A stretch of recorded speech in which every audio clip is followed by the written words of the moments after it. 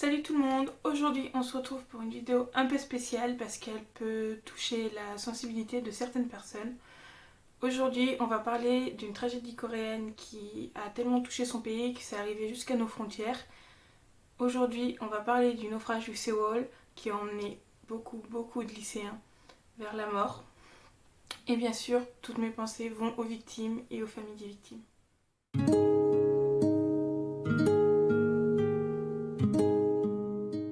Dans un premier temps, on va voir donc le pourquoi du comment ce naufrage a eu lieu. Ensuite, voir chronologiquement comment se sont déroulés ces tragiques événements.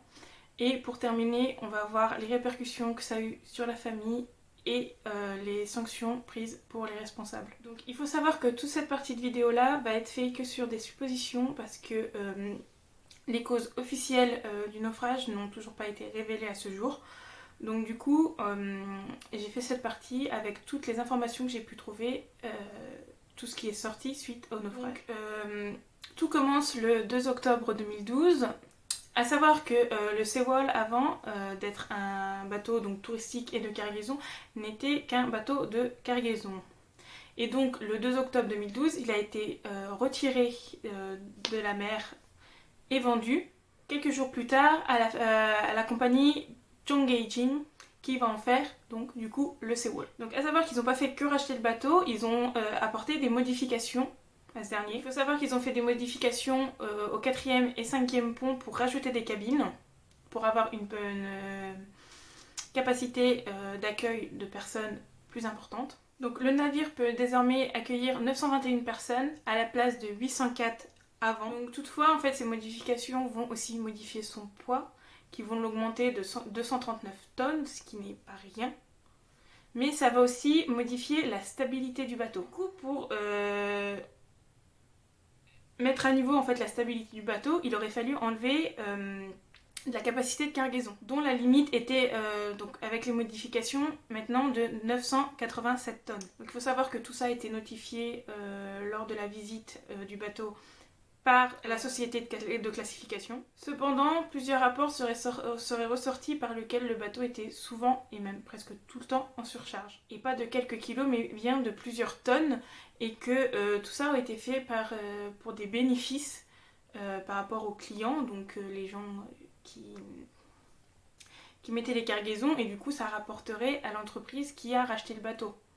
Donc la Chonghaejin. Que Moon Ki-han, qui est la personne qui est en charge de charger le bateau, a dit que le jour du 16 avril, le bateau portait presque plus de 3 fois la limite autorisée et que c'était estimé à 3608 tonnes. Ce 16 avril 2014, le bateau aurait effectivement été en surcharge et lors du trajet donc, pour Jeju, le trajet qu'ils ont l'habitude de faire, ils auraient dû effectuer une embardée, changer de direction, et c'est ce qui aurait causé le déplacement de la cargaison et ce qui aurait causé donc de suite à effet le basculement sur le côté, parce que la cargaison, en plus d'être trop importante, était mal fixée, donc du coup tout serait tombé sur le côté. Donc il faut savoir que toute la cargaison qui était en dessous, c'était donc des voitures, des camions et quelques caisses. Donc du coup, ce qui a fait que déjà ça basculait à l'intérieur, mais il y avait aussi des conteneurs sur le pont qui ont fait encore plus chavirer le bateau. Donc on va maintenant parler de l'ordre chronologique des événements. Donc le matin du 16 avril 2014, le Sewol part du port d'Incheon pour se rendre sur l'île de Jeju, qui est un trajet qu'ils ont l'habitude de faire parce qu'ils le font presque 3 fois par semaine, voire plus, donc c'est vraiment un trajet habituel. Donc à bord du bateau se trouvent 476 passagers, dont 325 lycéens de 17 ans, qui pour la plupart venaient de l'école de Ansan. Ils avaient avec eux 15 professeurs, sur le bateau se trouvaient 33 membres d'équipage et 106 autres passagers. Donc à 8h52, un appel d'un passager arrive au centre 119 de secours, donc ce qui doit être l'équivalent pour nous du 18 je pense, donc l'appel au secours. Et donc ce dernier explique toute la situation. 배가 침몰되는 것 같아요. 배가 침몰해요? 여기 제주도 가고 있었는데 예. 여기 지금 배가 떨어져서 떨어진 것 같아요 지금. 잠깐만요. 잠깐만요. 자, 네, 빨리. 지금 타고 계신 배가 침몰한다는 소리예요? 아니면 옆에 있는 다른 배가 침몰한다는 소리예요? 내가 조금 볼까요? 위치 말해주세요. 위치 배가 어디 있습니까? 위치를 잘 모르겠어요, 지금 여기가. 위치를 모른다고요? 거기 뭐 그 GPS 경위도 안 나오나요? 경도하고 위도? 배 이름이 뭡니까? 배 이름? 태월구요, 태월구. Effectivement, une embardée a causé un déplacement de la cargaison, comme je vous l'ai dit un peu plus haut.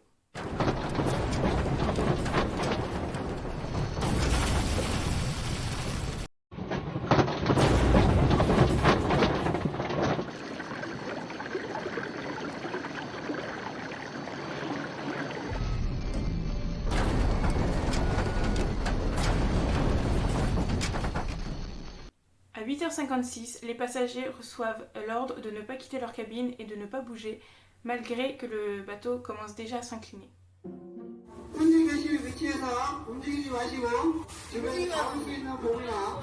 Ce n'est qu'à 9h10 que l'équipage va contacter les secours pour leur dire que le bateau se trouve en mauvaise posture et que l'équipage se trouve sur le pont avec leur gilet de sauvetage.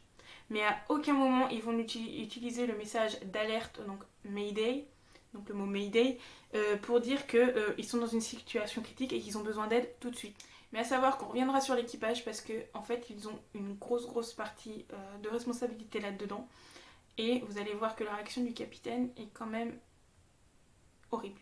À 9h23, les gardes-côtes rentrent enfin en discussion avec donc la Maison Bleue, ce qui est l'équivalent de l'Elysée chez nous.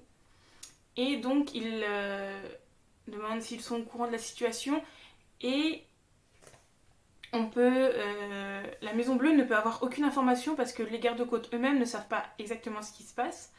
Et la première chose dont on va s'inquiéter la Maison Bleue, c'est de savoir si une caméra peut être envoyée sur les lieux. 감사합니다. 성화시경 기상팀입니다. 예, 수고하십니다. 청와대 이걸 상하신데요. 예. 진도에서 그 여객선 전환 치고 들었습니까? 예. 저희 지금 현황 파악 중입니다, 지금. 아, 심각한 상황인가요? 지금 현재 지금 시간한지 좀 배하고 통화 중인데요. 지금 일단 배가 좀 기울어서 침수 중이고 예. 아직 침몰은 안 됐고요. 어디 저기 카메라 나오는 건 없죠? 네, 아직 없습니다. 예. Donc ce n'est qu'à 9h35, soit 40 minutes à peu près après le premier appel du passager, qu'un bateau de patrouille est envoyé. Donc c'est ce que je vais appeler tout au long de la vidéo le bateau de patrouille 123, c'est le nom qui lui a été donné. Et il est seulement envoyé à ce moment-là. Donc il faut savoir que le bateau de patrouille 123 sera le seul envoyé par le gouvernement, parce que tous les autres bateaux que vous verrez sur les vidéos ensuite ne seront que des bateaux de pêcheurs, des bateaux de plaisance qui étaient autour et qui ont reçu un message par leur radar qu'on avait besoin d'aide. Mais sinon le bateau de patrouille 123 sera le seul déployé. Et pendant que donc le bateau de patrouille arrive, les passagers continuent à recevoir l'ordre du capitaine de continuer à ne pas bouger, à rester à leur endroit. Et il faut savoir que ce message-là en fait a été enregistré et ils l'ont eu dans les oreilles tout le long, alors que le capitaine était déjà sur le pont. Une chose qui va choquer les personnes du bateau de patrouille, c'est que quand ils vont arriver et qu'ils vont avoir la communication avec les autres personnes, donc les personnes des gardes-côtes, tout ça, on va leur demander: est-ce que vous voyez des gens dans l'eau? Est-ce que vous voyez des gens sur les parties du bateau? Est-ce qu'il y a du monde à sauver? Et ils disent non, il y a complètement personne. Tous les passagers sont encore à l'intérieur. C'est à 9h47 que le capitaine d'équipage va être secouru et enlevé du bateau par le bateau de patrouille 123. Le capitaine abandonne le bateau alors que tous les autres passagers sont encore à l'intérieur du ferry, ce que je trouve inhumain parce que on dit bien que le capitaine doit être le dernier à partir. Il y a d'ailleurs une seule personne de l'équipage qui va rester et malheureusement elle va perdre la vie. Parce qu'elle a pris cette responsabilité-là de dire je ne partirai quand il n'y aura plus personne dans le bateau, et malheureusement c'est pas ce qui est arrivé. Donc c'est la seule membre de l'équipage qui était là d'ailleurs en remplacement qui a péri, parce que sinon tous les autres étaient partis avec le capitaine, ils se sont échappés en premier, ça a été les premiers à être évacués du bateau et ça je ne le comprends pas. Et il faut savoir qu'à ce moment-là, au lieu d'intensifier les sauvetages, ce qui aurait été encore possible vu l'inclinaison du bateau, et ben non, le gouvernement va encore vouloir à tout prix qu'il y ait une caméra sur les lieux pour leur enquête interne. Donc du coup ils vont faire que demander ça et pas demander en fait des nouvelles des passagers. Donc il faut savoir que pendant ce temps-là en fait tous les élèves des lycées écoutaient leurs professeurs, écoutaient les ordres et n'ont pas bougé de leur cabine. Et donc cette partie-là est un peu hypothétique parce que il y a eu beaucoup de messages envoyés et beaucoup après ont dit que c'était de faux messages, mais je vais quand même vous les lire au cas où. Donc je les ai notés. Donc je t'envoie ceci au cas où je ne puisse plus te le dire. Maman je t'aime. Donc ça vient d'un jeune homme qui s'appelle Shin Young-jin et sa mère lui répond oh mais je t'aime moi aussi. Et heureusement en fait ce jeune homme là fait partie des rescapés. Il a réussi à s'en sortir mais ça n'a pas été le cas des autres. Donc ces jeunes personnes là en fait ça a été les derniers souvenirs que peuvent avoir leurs parents d'eux. Donc on a donc un lycéen de 16 ans qui s'appelle Kim Woon-ki, donc qui avait contacté son frère aîné lors du naufrage et qui lui dit la pièce dans laquelle je suis penche à 45 degrés, mon téléphone ne marche plus très bien. Donc son frère lui répond ne panique pas, fais ce qu'on te dit et tu vas t'en sortir. Malheureusement il n'en s'en est pas sorti du tout. Et une autre lycéenne donc, qui s'appelle Shin, on a juste pu retrouver son prénom. Donc qui a tenté pour sa part, elle, de rassurer son père. Papa, ne t'en fais pas, je porte mon gilet de sauvetage et je suis avec les autres filles. Nous sommes dans le bateau, dans le couloir.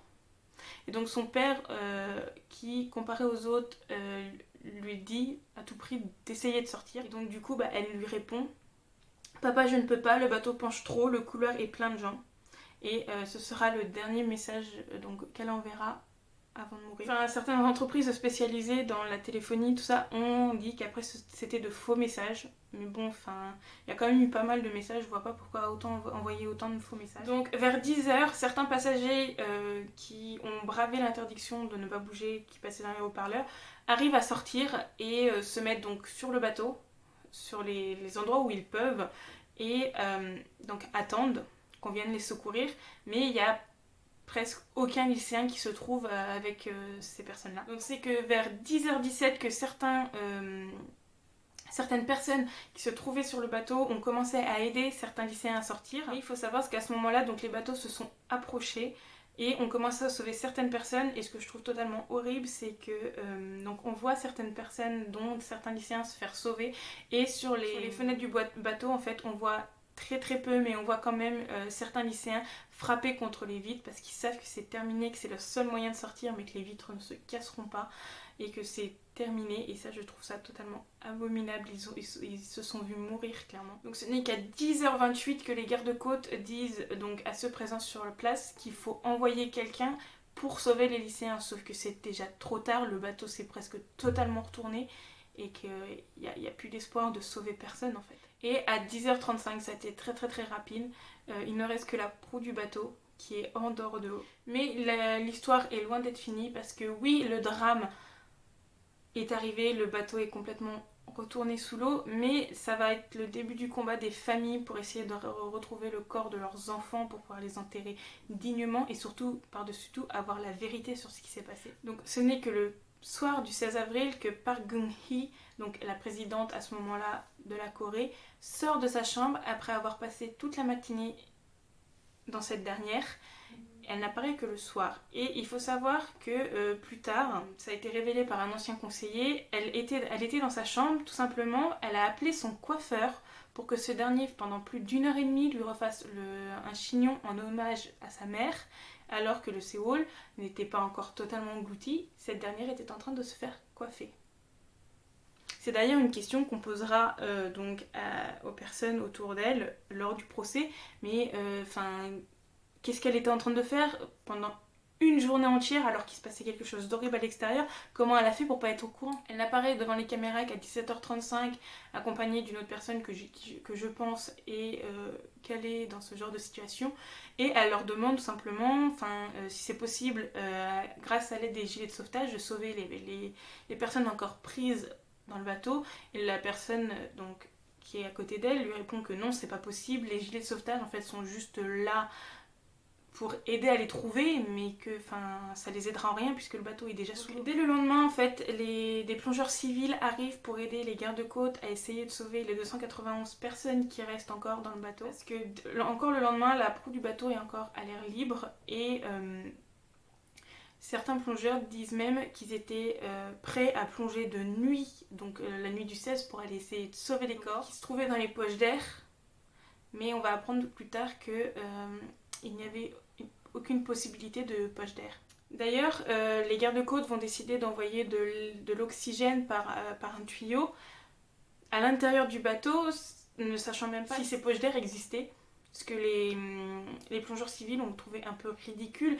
Si ça se trouve, ils perdaient leur temps à faire quelque chose qui n'allait servir à rien, et qui effectivement n'a servi à rien. Et tout ça parce que la présidente s'est rendue sur les lieux, et que cette dernière regardait, donc les gardes-côtes ont dit il faut qu'on ramène quelque chose de positif, donc ils ont dit aux plongeurs d'aller mettre le tuyau d'oxygène, et que donc les plongeurs y ont été, et la visibilité était tellement mauvaise qu'ils ne savaient même pas où ils l'ont mis, mais les gardes-côtes leur ont dit de remonter, et pour rapporter en fait une mission positive, la réussite de la mission à la présidente, alors que au contraire en fait les plongeurs disent plus tard que le tuyau en fait ils ne voyaient pas où ils l'ont accroché et que ils l'ont accroché dehors, donc ça servait à rien. Que après tout s'est passé très vite parce que donc la proue du bateau avant le matin du 18 avril est sous l'eau, le bateau est complètement sous l'eau, donc c'est terminé. Il faut savoir que les 3 mois suivants, les plongeurs civils vont se relayer pour essayer de ramener les corps aux familles. Jang Wang-gyung, plongeur civil, a aidé du 17 avril au 10 juillet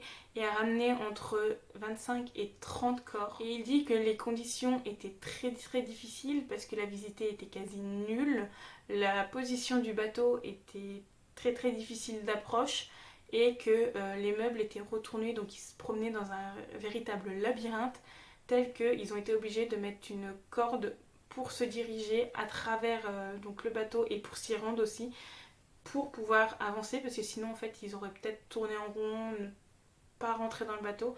C'était vraiment des conditions très très difficiles. Donc, le 10 juillet 2014, donc date où le plongeur civil a arrêté, c'est pas par envie, c'est parce que tout simplement ce 10 juillet 2014, le gouvernement va ordonner l'arrêt complet des missions de repêchage des corps et vont leur dire de quitter tout de suite le lieu. Les plongeurs et les familles vont toute l'année suivante se battre pour lancer une enquête sur les improbabilités énormes de ce naufrage, et il en ressortira plus tard, comme je vous l'ai dit, qu'il n'y avait aucune possibilité de survie dans le bateau parce qu'aucune poche d'air ne s'est formée, et que ça en fait le gouvernement était au courant depuis le début. Donc ils ont déployé des moyens, déployé des personnes, donné de l'espoir pour rien. Ce n'est que 6 mois plus tard que la situation va un peu bouger parce que les familles vont pendant ces 6 mois demander la destitution de la présidente, et c'est quelque chose qui va leur être accordé. Elle va être destituée et va devoir quitter le gouvernement coréen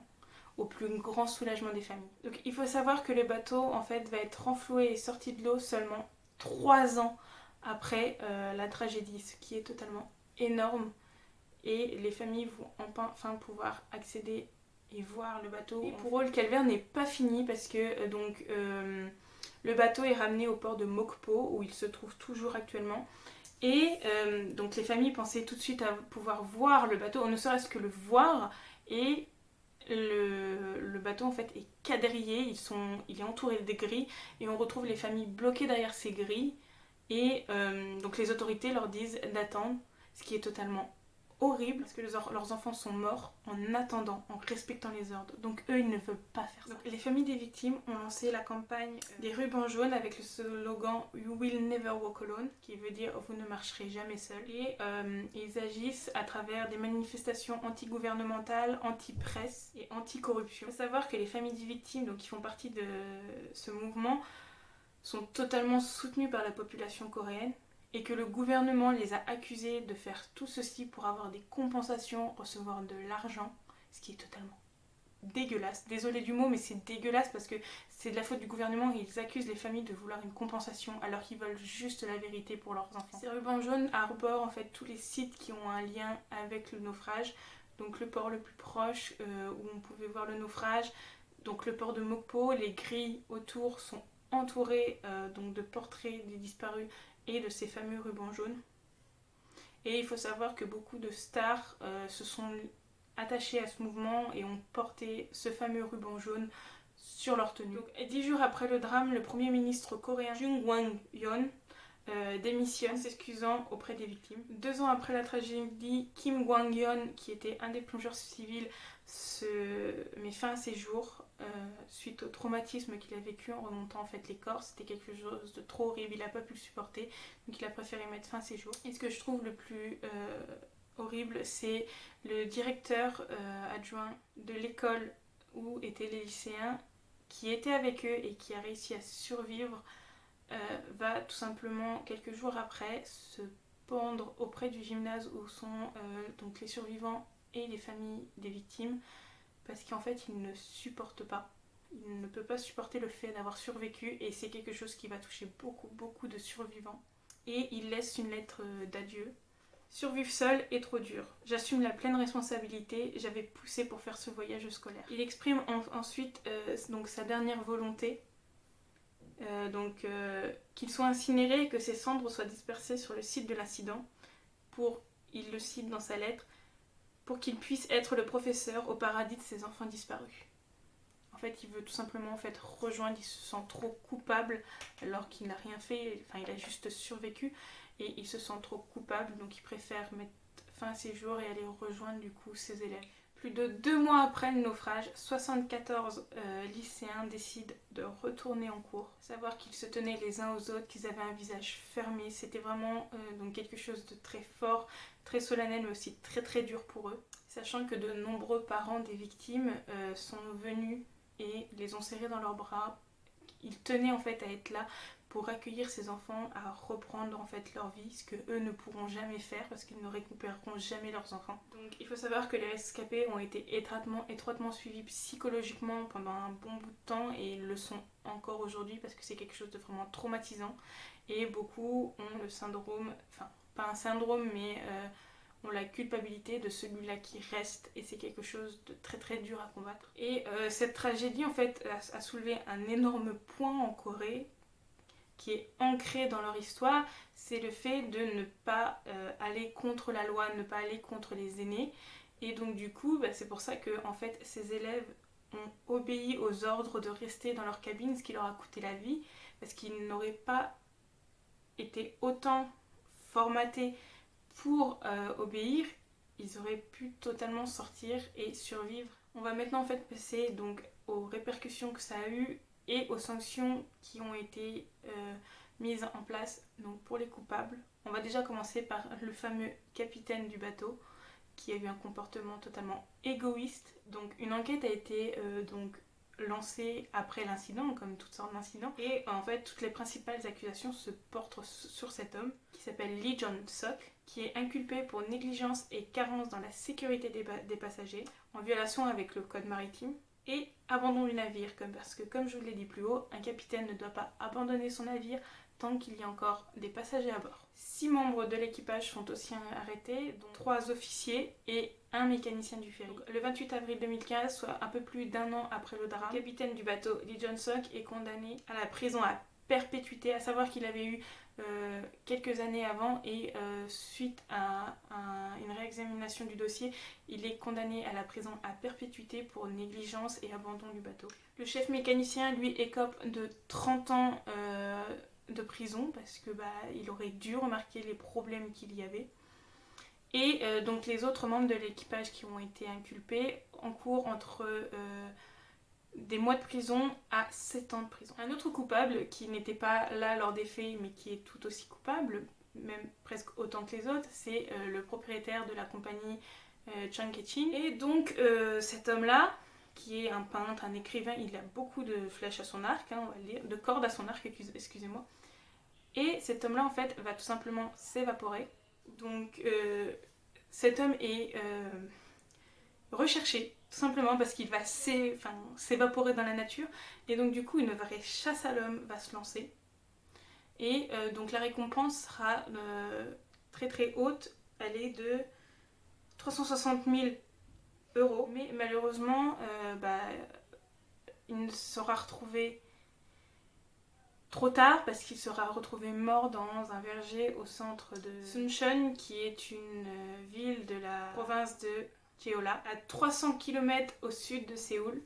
Il est retrouvé dans des conditions mystérieuses parce qu'il est retrouvé au centre d'un verger, en état de décomposition très très avancé, donc il y a plein de choses qui planent au-dessus de sa mort, mais en tout cas cet homme-là ne paiera jamais pour ses crimes, son crime. Et on va terminer en parlant de, je pense, la plus grande responsable de cette tragédie, qui est la présidente Park Geun-hye. Et clairement, je pourrais faire une vidéo rien que sur elle par rapport à toutes les choses qui entourent cette femme. Donc il faut savoir que lorsque le bateau est en train de couler, elle a manipulé la presse parce qu'elle ne voulait pas perdre son électorat pour la présidence qui arrivait. Et donc elle a manipulé la presse en disant que beaucoup de personnes avaient été sauvées alors que ce n'était pas du tout le cas. Et d'autres journalistes qui n'étaient pas corrompus ont du coup fait éclater la vérité. Et elle est revenue sur ses propositions, car elle a annoncé la mobilisation au départ de 650 secouristes, sachant qu'il n'y avait qu'un bateau. Ça fait beaucoup, sachant que c'était un tout petit bateau, on le voit sur les vidéos, c'était un tout petit bateau, donc allez vous mettre 650 secouristes alors qu'il y avait, je pense, 3 pauvres petits bonhommes sur leur bateau. C'était quand même pas mal culotté. Donc du coup, elle revient sur ses déclarations en disant qu'il y a pas loin de 295 personnes disparues lors du naufrage. Et il faut savoir que des petits journaux indépendants ont découvert ensuite qu'elle a refusé l'aide de l'US Navy, ainsi que celle du Japon qui leur proposait plusieurs hélicoptères pour aider au sauvetage. Il faut savoir que lors des derniers mois 2016 et au début 2017, pas mal de ses premiers ministres et de ses collaborateurs ont été arrêtés pour fraude fiscale. Parce que oui, il y a eu le problème du seawall, mais elle a été, je pense, destituée plus pour tous les problèmes en fait fiscaux qu'elle avait. Elle a fait une vraie histoire avec plein d'entreprises et justement elle a été accusée de donner, de cacher en fait les données donc des modifications du seawall, parce que le patron de Changaechin lui a donné de l'argent justement pour pouvoir promouvoir sa campagne électorale. Cette femme est pourrie jusqu'à l'os, vraiment. Donc il faut savoir qu'elle a été interrogée par rapport à sa position lors de la tragédie 2 ans auparavant, et donc a fait l'affaire d'une procédure de destitution. Elle n'avait plus aucun droit d'être au gouvernement. Et ça aboutit à son arrestation le 10 mars 2017.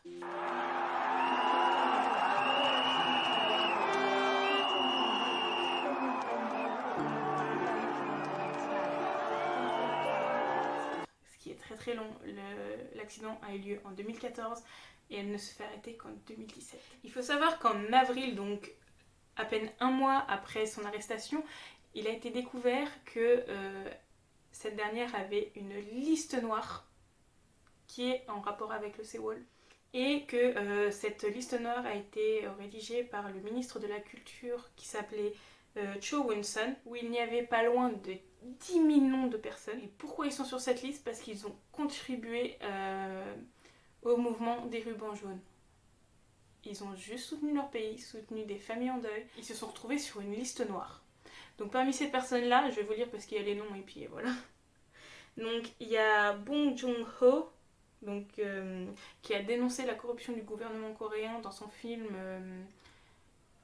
The Snowpiercer, ainsi que Park Chang-wook et Song Kwang-ho, qui sont aussi des réalisateurs et des acteurs de cinéma. Et dans cette liste noire, on pouvait aussi trouver le président donc, qui lui a succédé, Moon Jae-in, qui était donc l'ancien président, maintenant il y a un nouveau, mais qui au moment des faits était l'actuel président, ce qui est incroyable. Genre cette femme avait tout prévu. Le 6 avril 2018, elle est condamnée à 32 ans de prison pour abus de pouvoir, corruption, coercition et détournement de fonds. Elle n'est pas mise en prison que pour une seule chose. En mai 2020, 35 ans sont demandés en appel, Mais il faut savoir que ça a été mis entre parenthèses parce que cette dernière a des problèmes de santé. Elle a mal au dos, mal à l'épaule, donc ça pourra peut-être pas faire toute sa peine, quoi. C'est incroyable. Donc pour conclure cette malheureuse histoire, toutes ces vies de jeunes lycéens qui avaient encore tant à vivre ont été donc éteints par le fait que l'inaction du gouvernement, l'inaction des sauveteurs, ils ont dû se débrouiller tout seuls. Et surtout, la méchanceté de cette femme, elle est horrible. Et ça leur aura coûté la vie. Aujourd'hui, la tragédie du Séoul, elle reste encore dans beaucoup d'esprits de personnes coréennes. Et donc un lieu de recueillement a été donc créé dans un bâtiment par un membre d'une famille de victimes, où ils ont refait à l'identique les 2 salles de classe donc, des élèves disparus, où les gens peuvent venir donc se recueillir, visiter en mémoire. Et on voit en fait dans ces pièces-là des fleurs. Donc le président Moon Jae-in, quand il a été pour remplacer Park Geun-hye, a dit qu'il ferait savoir la vérité. Donc ce qu'il n'a pas réussi à faire parce que encore aujourd'hui on n'a pas de réponse. Mais je pense que ça finira malheureusement jamais par arriver. Le bateau a été remonté, mais on n'a pas de nouvelles. Et un petit fait à noter, c'est que beaucoup de rumeurs passent par lequel l'album You Never Walk Alone, qui ressemble beaucoup au nom de la campagne You Will Never Walk Alone des Rubans Jaunes. Donc l'album des BTS You Never Walk Alone et principalement la chanson Spring Day serait un hommage aux victimes et aux familles des victimes. Mais je vais vous laisser donc la vidéo en barre d'infos parce que si je me mets là-dessus, ça serait encore plus long et ça va être déjà très long. Donc la vidéo va être déjà très longue, donc je vais pas vous afficher ça en plus, mais si vous voulez plus d'informations, vous pouvez aller voir donc dans la barre d'infos. Donc malgré tout ça, malgré le fait qu'on en parle, malgré le fait que ça reste dans les mémoires, ça changera pas qu'il y a eu beaucoup de pertes. Et donc j'aimerais que donc dans les espaces commentaires, ça reste un espace sain, un espace où on respecte en fait toutes les victimes, les familles des victimes, que ça soit un peu un endroit hommage. Sur ce, je vous souhaite une bonne journée, une bonne soirée en fonction à l'heure où vous regardez cette vidéo. Et surtout, par-dessus tout, prenez soin de vous.